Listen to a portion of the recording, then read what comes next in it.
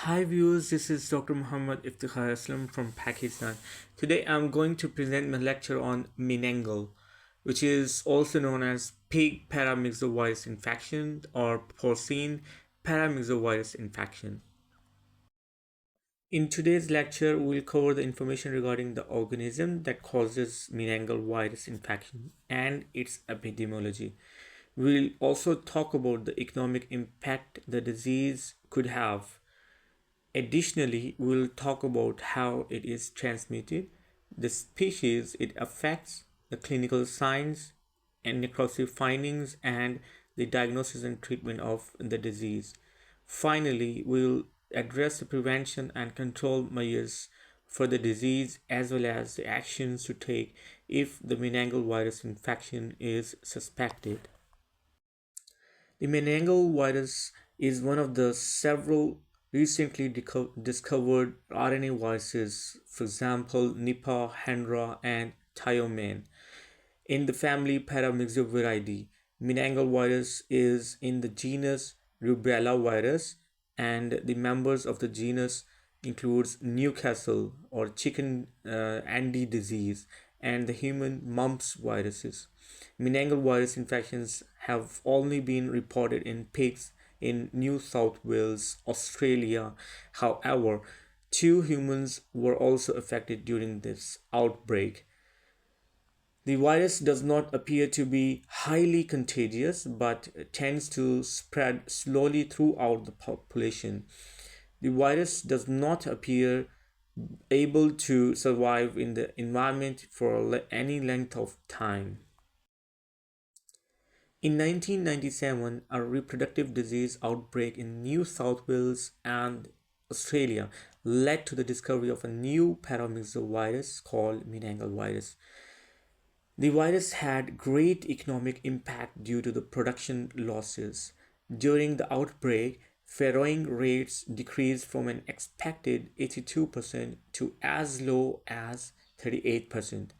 Fortunately, all the postnatal pigs seroconverted to the virus within 10 to 14 days and developed a strong immunity to the virus. Persistent infections in swine do not occur, and once the infection is endemic in the herd, no further reproductive failures occur. The fruit bats, also known as flying foxes, are considered to be the primary reservoir of the meningel virus. A large breeding colony of gray-headed Pteropus poliophilus and a little red Pteropus scapulatus flying foxes roosted within 200 meters of the affected piggery. No antibodies were found in 15 Pteropus scapulatus little red flying foxes living near the affected farm. Additionally, serology obtained prior to the outbreak also indicated that these animals had been infected with the virus. The transmission from the fruit bats to the pigs is hypothesized to have occurred by the fecal oral route. Fruit bats were observed flying over the farrow to weaning operation buildings when departing their roosts at dusk and when returning to the roost at the dawn.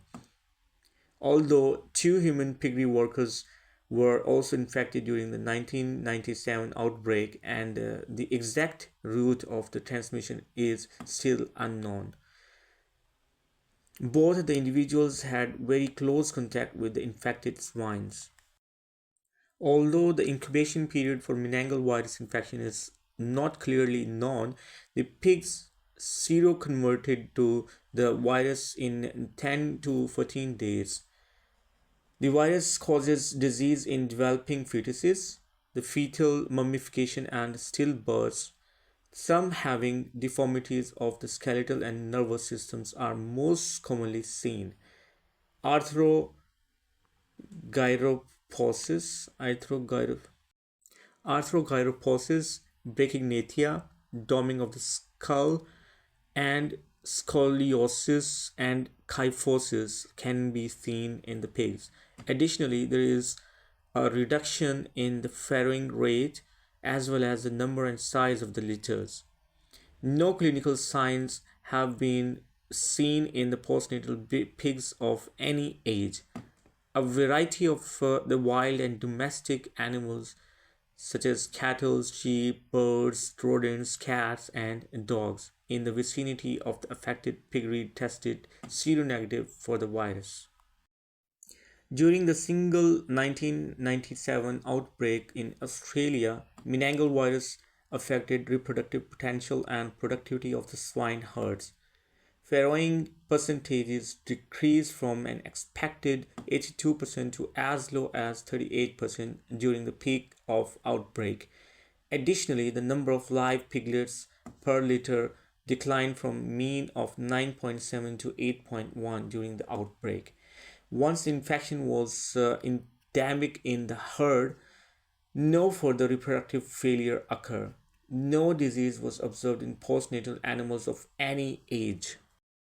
Before collecting or sending any samples from the animals with suspected foreign animal disease, the proper authorities should be contacted. The samples should only be sent under the secure conditions and to authorized laboratories to prevent the spread of the disease.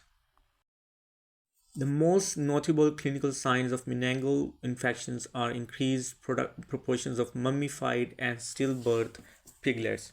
Serum from the farrowing sows can be tested for antibody specific to meningel virus by virus neutralization or ELISA testing. Neutralizing antibodies may also be found in the fluids from the body cavities of some stillborn and aborted fetuses. The virus isolation and electron microscopy may be needed for the definitive diagnosis. The meningel virus is non-heme-agglutinating and non-heme adsorbing, unlike some other paramyxoviruses that can cause reproductive failure in swines. Tissue samples from the brain, lung, and myocardium of the piglets are preferred, but the samples from the kidney and spleen can be used. Currently, there is no treatment for the meningel virus infection. However, once the pigs seroconvert to the virus, reproductive failures no longer occur. There is no vaccine available against the meningel virus infection. Avoidance of the contact between the bats and pigs is essential. Whenever the possible pigs farms should not be built near the fruit bat colonies. Flowering or fruiting trees should not be grown near the pig farms as they may attract the bat activity.